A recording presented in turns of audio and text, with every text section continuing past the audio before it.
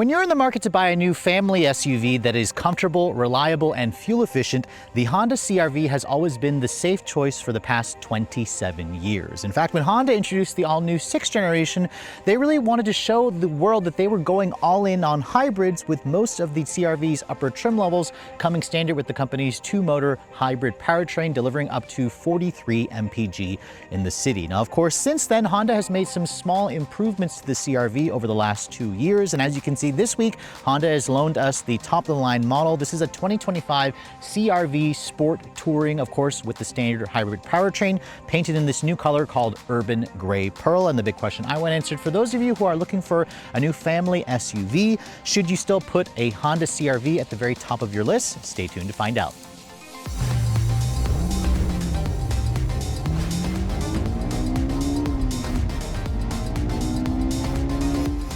So before we start talking about the exterior styling of this latest 2025 CRV, I thought I'd pop the hood and show you guys what's powering this thing. Now, like I said earlier in the introduction, Honda is going all in on hybrids, with the top trims of the CRV coming standard with their latest 2-motor hybrid system, which combines a 2-liter naturally aspirated 4-cylinder with 2 powerful electric motors. Now, as you can see underneath this hood, which is supported by struts, which is a really nice upscale touch, you can see this powertrain first made its debut in the Accord a couple of years ago. It pairs a 2-liter double overhead cam, naturally aspirated 4-cylinder with direct injection.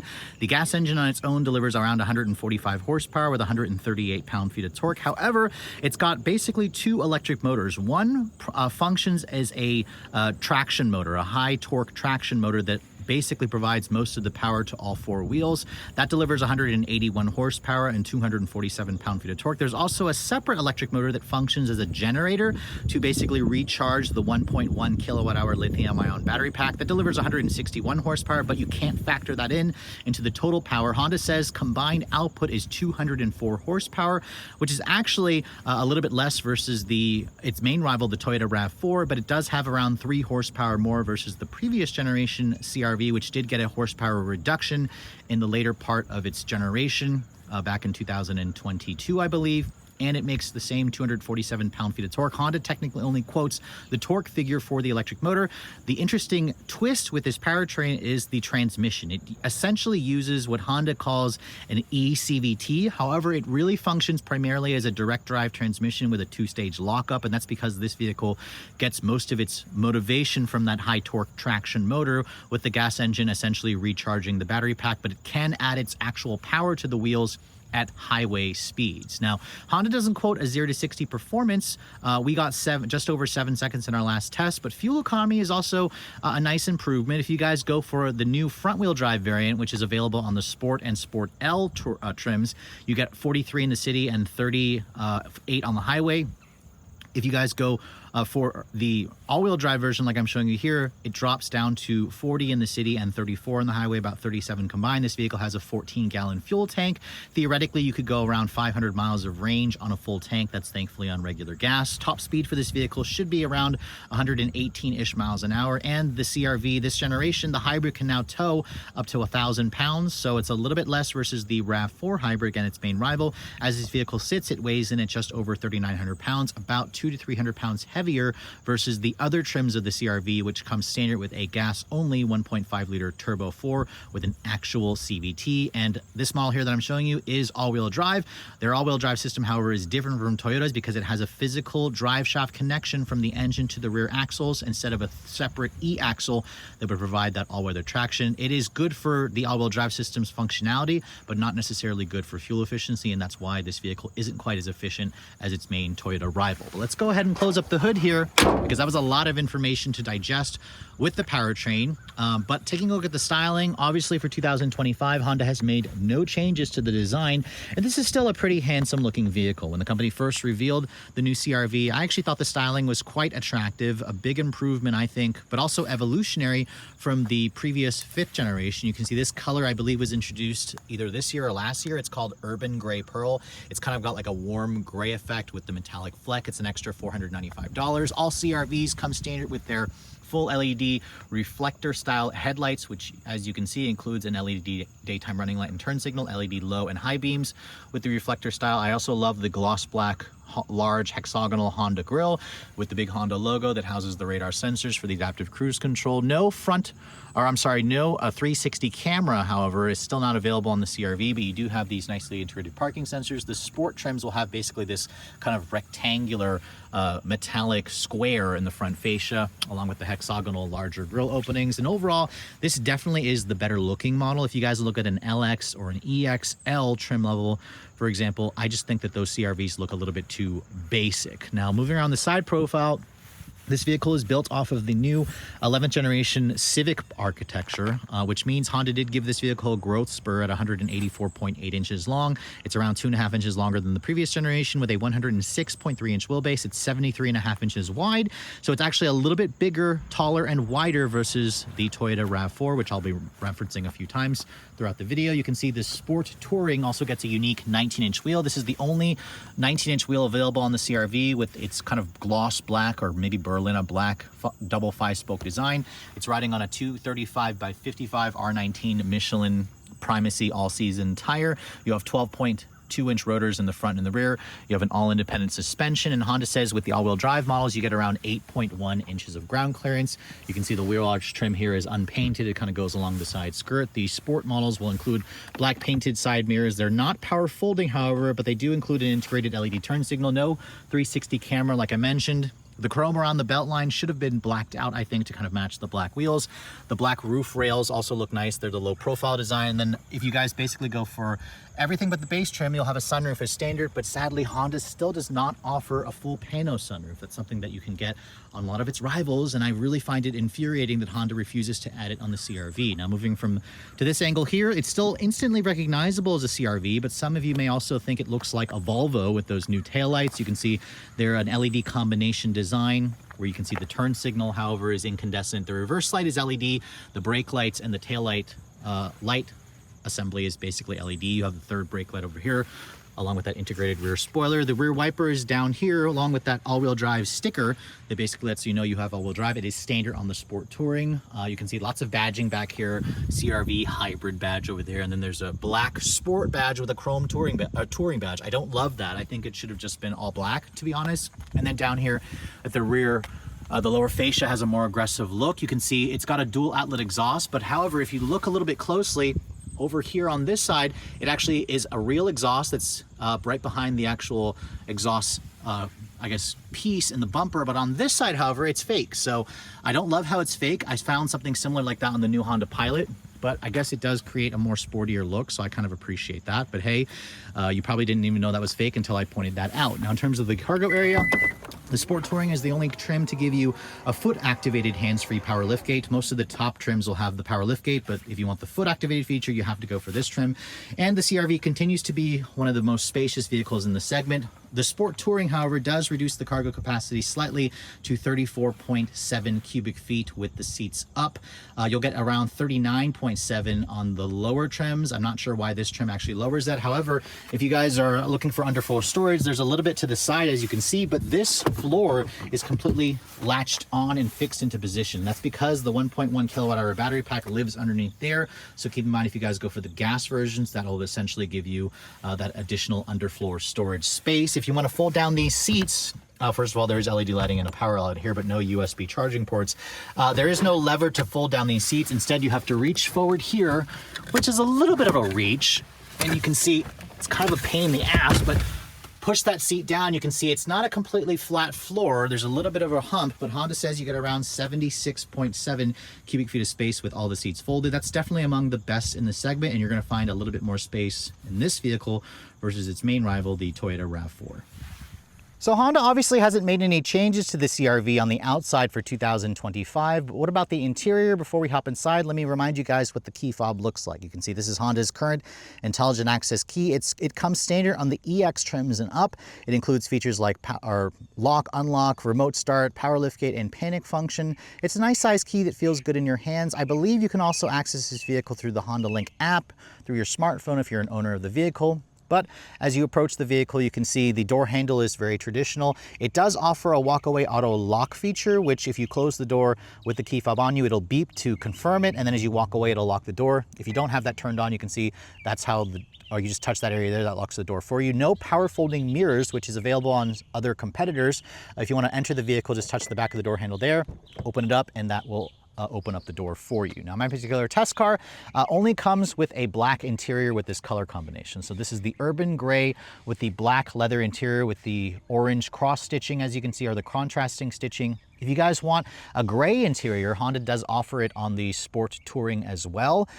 Only on the Sport Touring, the gray interior is not available on the Sport L. It only comes with a black interior. The regular EXL, however, does offer an all gray interior, but Honda really needs to offer more interior color options. Like, it would be nice to see like a nice kind of beige interior or a brown interior or even a red interior.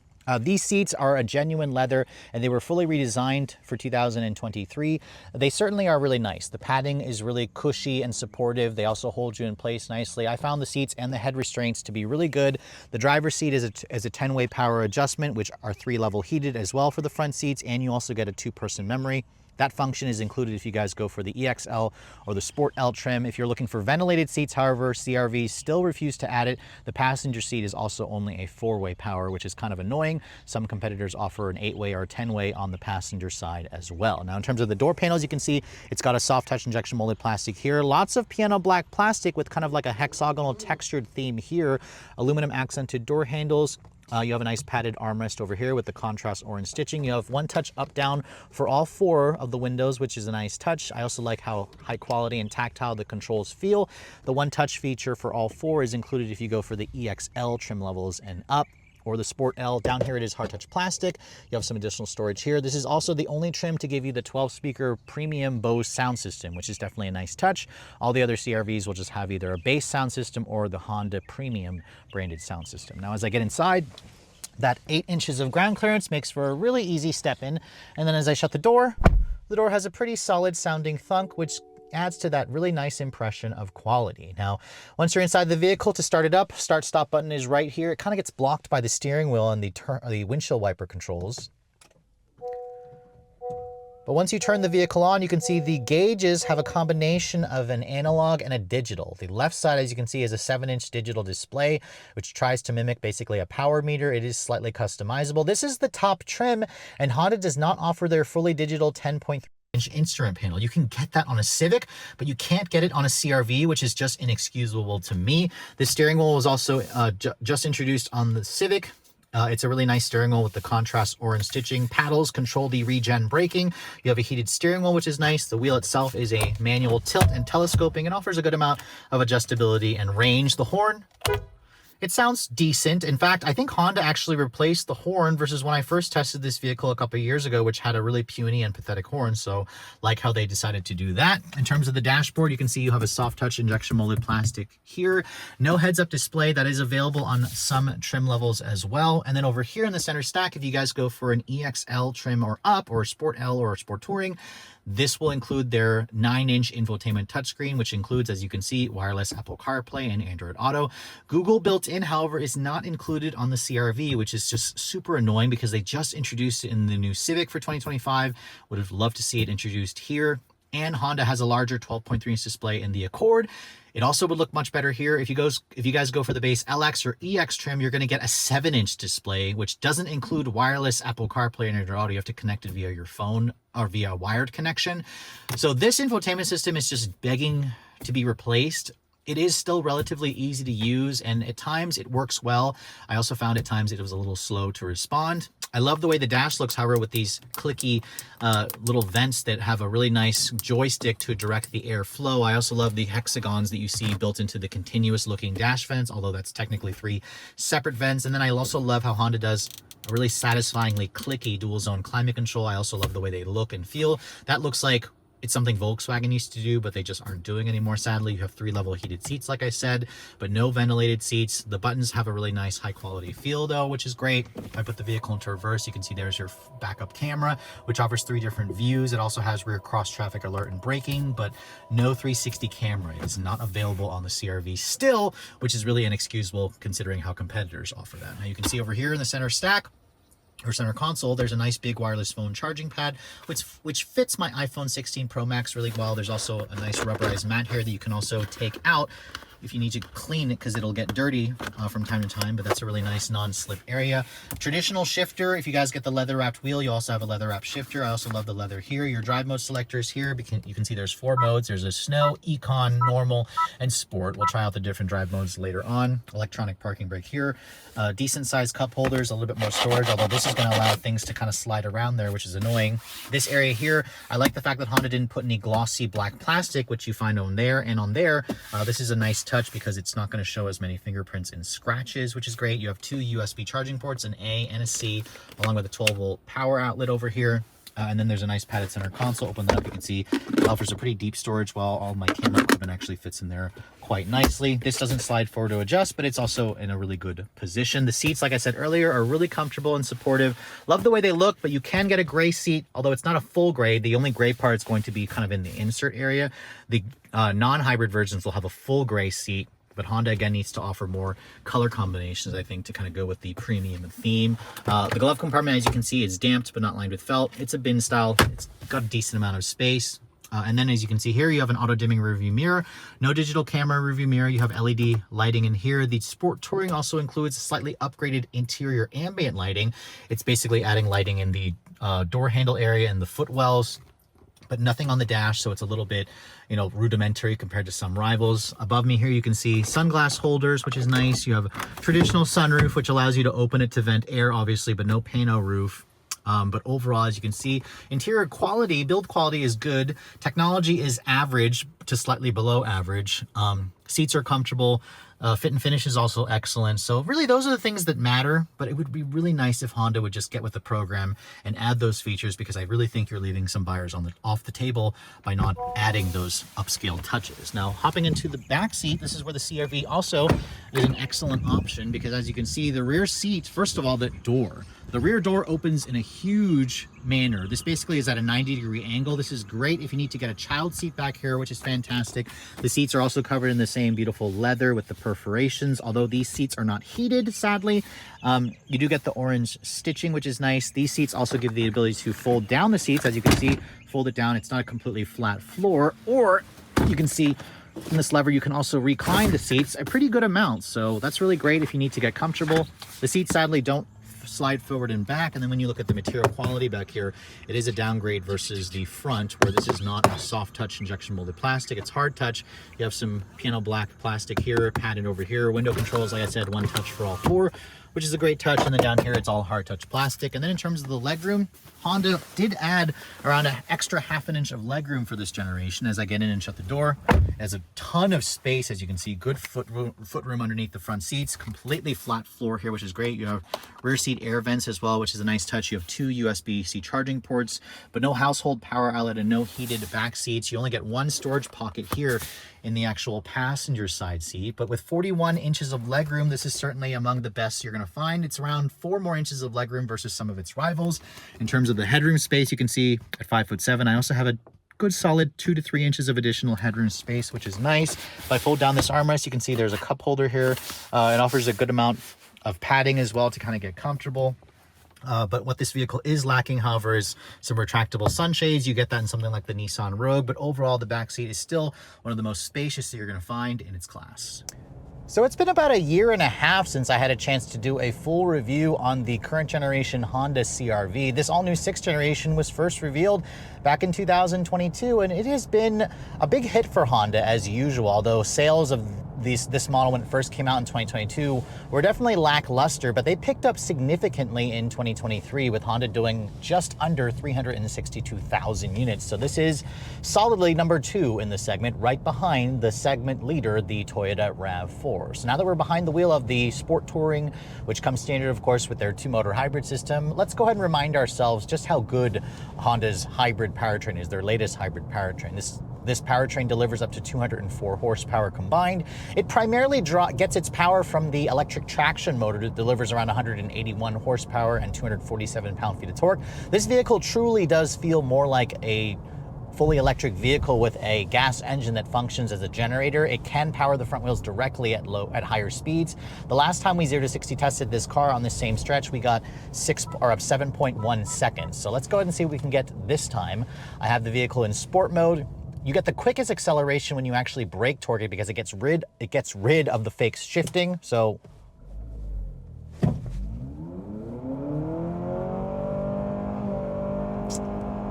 and you definitely hear that 4-cylinder screaming. 7.17 seconds there. So that's pretty much identical to the 7.1, slightly slower, versus the 2023 model that I tested nearly 2 years ago. And the engine, even though you do hear it, I will say that it is a smooth engine. It's just a little bit loud, but there's not very much vibration coming through the pedals, through the steering wheel, through the floorboard or the seats. You do feel a little bit more vibration in the Toyota hybrids with their bigger 2.5 liter gas engine. This 2 liter, it has direct injection. It doesn't have their VTEC variable valve timing system, but it does a really good job of just basically functioning as a generator, and the eCVT, this direct drive transmission, will function like a traditional automatic with stepped gears, which I'll show you right now. We'll just floor it from this angle. Without brake torquing it, you notice it creates fake shifts. And it actually is very convincing. 8.79 seconds there. That's with it going more slightly uphill. That's a significant difference. I'm gonna try another 0 to 60 up ahead where it's more level ground without brake torquing it to show you guys that it is going to be quicker if you actually brake torque it and it gets rid of those phony shifts. But you don't buy a vehicle like this, obviously, for 0 to 60 times. I do it for demonstration purposes. What the CRV really excels at, however, is outright handling. This is definitely still one of the sportier driving vehicles in the segment. It feels basically like a taller Honda Civic hatchback, and that's a wonderful thing. The suspension is nice and tight. The steering is quick, direct. It offers a decent amount of feedback. This is the body control and the motions are there. You can feel it. But this car also feels really playful. It feels like it's definitely on the sportier edge compared to some of its rivals, which favor a lot of softer ride quality and isolation. The CRV is definitely still quiet. I will say that between the engine just making a little bit of noise when you push it, there's less road noise and wind noise that I have expected from previous versions of the CRV or other Hondas in general. You can tell the company has worked hard to make this vehicle a much more refined cruiser, which is important because people who buy these, they tend to drive these for the long haul. They use it as a daily driver. They take it on longer trips. It's an excellent family vehicle, but it's just reassuring to know that when you find your favorite back road, the CRV can certainly handle it. This is pretty much going to keep pace with the Mazda CX-5 or CX-50, a Toyota RAV4 XSE. Also can keep pretty good pace with this vehicle as well. Put your foot down here. This has a mechanical linkage between the front, or between the engine and the back axles, so it can do some appropriate torque vectoring if you want. This is a more sophisticated all-wheel drive system versus the one in the RAV4, but it also comes at a cost, which we'll talk about in terms of the fuel economy later, because it has a physical connection from the engine all the way to that rear axle, which adds parts, it adds cost, it adds complexity, it adds weight. So that's something that you should keep in mind versus Toyota's e-axle system, because it has 3 electric motors in the current generation RAV4. But let's try another 0 to 60 to run here. This time I won't brake torque it. Like I said, it's still in sport mode. With those fake shifts. 8.02 seconds there. That's on completely level surface, just like the first run. So it shaves almost a second off the 0 to 60 time when you guys don't allow it to perform those fake shifts, which I get why Honda wanted it to do it that way, because, they want people to essentially feel like you're driving a conventional car, which I can respect, but I also feel that They should be going after the quickest acceleration and the best fuel efficiency, and you really just need to let the CVT, just behave like one. Even though, again, I keep saying CVT, they call it an eCVT. This really functions as a direct drive transmission because this car accelerates primarily with its 181 horsepower electric traction motor. At higher speeds, like I said, the gas engine can directly add its 145 horsepower to the front wheels. However, combined, you still only get 204 horsepower. 247 torque is what the electric motor gives you, and this thing feels fine.